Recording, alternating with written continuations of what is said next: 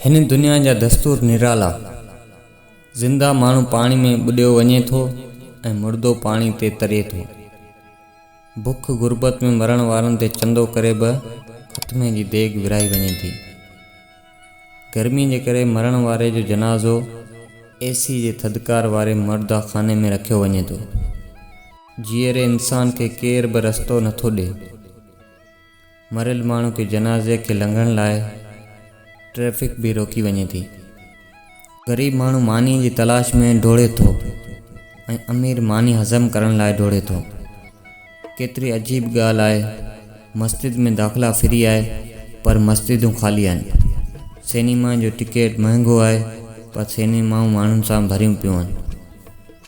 मोमिन जो हर उहो ॾींहुं ईद वांगुरु आहे जंहिं ॾींहुं हू गुनाह नथो करे। हज़रत अली करमल्लाह वजह फरमायो, पर जंहिं ॾींहुं खे असीं ईद चवंदा आहियूं उन ॾींहुं स्पेशल गुनाह कयूं था। फिल्मूं बि उन ॾींहुं रिलीज़ थियनि थियूं। उन ॾींहुं बेपर्दगी आम हूंदी आहे।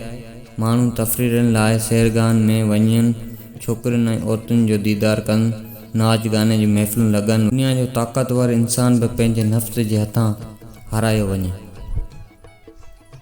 माण्हू ॿारनि जे अॻियां गुनाह करण खां डिॼनि था पर गुनाहनि जे ज़रिए ॿार पैदा करण खां नथा डिॼनि। दुनिया जी डप खां असीं केतिरा कम छॾे ॾियूं था पर अल्लाह अज़ो जल जे ख़ौफ़ खां किना कम नथा छॾियूं। इंसान डॉक्टर जे चवण ते खाधो छॾियो ॾिए पर अल्लाह अज़ो जल जे ख़ौफ़ खां हराम खान नथो छॾे।